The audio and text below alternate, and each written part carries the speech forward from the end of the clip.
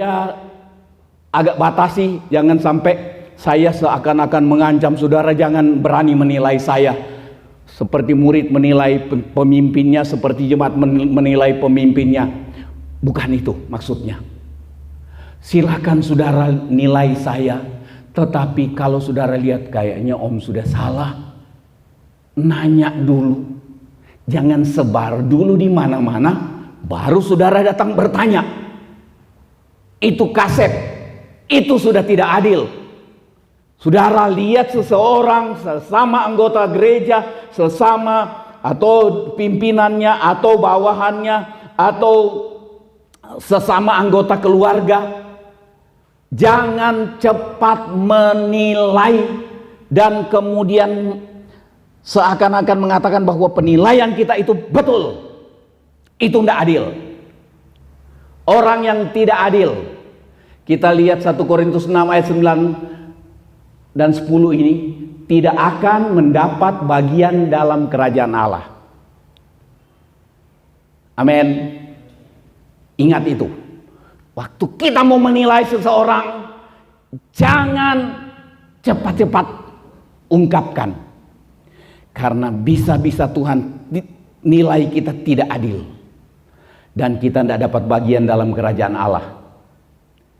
Tidak mendapat bagian dalam kerajaan Allah. Kemudian orang yang tidak adil disamakan dengan orang cabul, penyembah berhala. Tadi saya sudah jelaskan sedikit. Orang berzina, banci, pemburit, pencuri, kikir, pemabuk, pemfitnah, dan penipu tidak akan mendapat bagian dalam kerajaan Allah. Bayangkan, orang tidak adil Tuhan samakan dengan orang yang seperti ini. Dosa-dosa yang menjijikkan itu. Hati-hati untuk jangan sampai kita bersikap tidak adil. Tidak adil dengan sesama, tidak adil dengan Tuhan. Harus adil. Tadi saya sudah kemukakan. Di rumah, di masa-masa ini di mana kita tidak leluasa untuk datang beribadah, alangkah tidak adilnya kita ketika di satu hari itu 16 jam kita bisa kerja, Tuhan kasih kesempatan sehat, kemudian kita tidak berani kasih waktu setengah jam lah baca firman, berdoa, memuji Tuhan. Kita anggap di rumah, ini kan di rumah, harus di gereja. Sementara sekarang ini seperti ini. Ambil waktu supaya kita tidak dihitung sebagai orang yang tidak adil. Tidak adil terhadap Tuhan. Tuhan berkati kita dengan berkat yang sekian.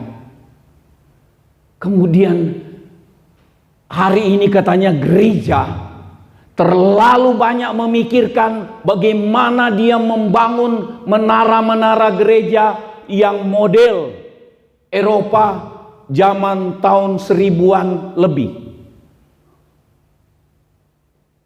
Biayanya banyak keluar untuk menara, sementara membiayai pelayanan, membiayai orang-orang yang rela untuk terjun ke pedalaman.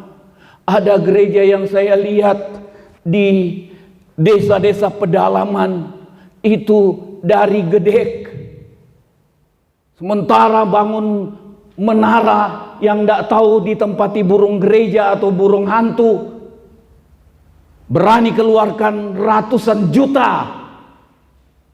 Tidak adil. Tidak adil. Kita harus adil menggunakan waktu kita dalam hidup ini. Kita harus adil menggunakan berkat yang Tuhan berikan kepada kita. Kita harus adil menggunakan pikiran kita untuk menilai orang, menilai Tuhan, menilai pemimpin, menilai sesama. Pemimpin menilai bawahan, adil. Kalau pemimpin berbuat tidak adil kepada bawahan, Tuhan tuntut. Tuhan bilang dia tidak dapat bagian dalam kerajaan Allah. Entah itu pemimpin bangsa, entah itu pemimpin gereja, atau pemimpin masyarakat di mana saudara dan saya ada. Semoga banyak yang dengar ini dan kita mulai hidup berhati-hati, tidak sembarang menilai orang, supaya kita tidak jadi orang yang tidak adil. Amin. Tuntutan Tuhan, coba lihat ini, Mika 6 ayat 8. Baca sama-sama 1, 2, 3. Hai manusia, telah diberitahukan kepadamu apa yang baik. Hai, Tuhan beritahukan kepada kita apa yang baik. Dan apakah yang dituntut Tuhan daripada kita? Apa yang Tuhan tuntut katanya? Berlaku adil. Itu yang baik dan yang Tuhan tuntut. Beratkah tuntutan Tuhan ini? Enggak ya. Adil itu enggak berat. Berlaku adil, mencintai kesetiaan dan hidup dengan rendah hati di hadapan Allahmu. Tuhan tuntut. Tuntutan Tuhan buat kita untuk hidup berlaku adil. Adil dalam menilai, adil menggunakan berkat yang kita terima dari Tuhan. Adil menggunakan waktu, menggunakan cara menilai. Karena yang tidak adil akan diadili oleh Tuhan. Pengkhotbah 3 ayat 16, baca sama-sama 1, 2, 3. Ada lagi yang kulihat di bawah matahari, di tempat pengadilan, di situ pun terdapat, dan di tempat keadilan, di situ pun terdapat ketidakadilan. Saya ingat sesuatu. Di tempat pengadilan, di situ terdapat ketidakadilan. Di mana tempat pengadilan? Ya, di pengadilan. Entah di kantor desa, entah di kantor polisi, entah di kantor pengadilan. Siapa semua yang di pengadilan itu, ada jaksa, ada apa, ada polisi, semua prosesnya. Kita lihat perkara dinaikkan dari ini ke ini ke ini sampai ke Mahkamah Agung, sampai masuk Jaksa Agung, sampai ke mana? Kejaksaan Agung, sampai di mana? Ini firman yang bilang, bukan saya. Kalau kita lihat fakta banyak kan? Di tempat pengadilan seperti tadi itu, di sana terdapat tidak adil. Terbukti kan? Sudah terbukti. Sudah terbukti. Di negara ini kita lihat, di tempat pengadilan, di sana terdapat ketidakadilan. Tuhan akan tuntut. Kita lihat sebentar ayatnya. Tapi ini, di tempat keadilan, itu tempat pengadilan.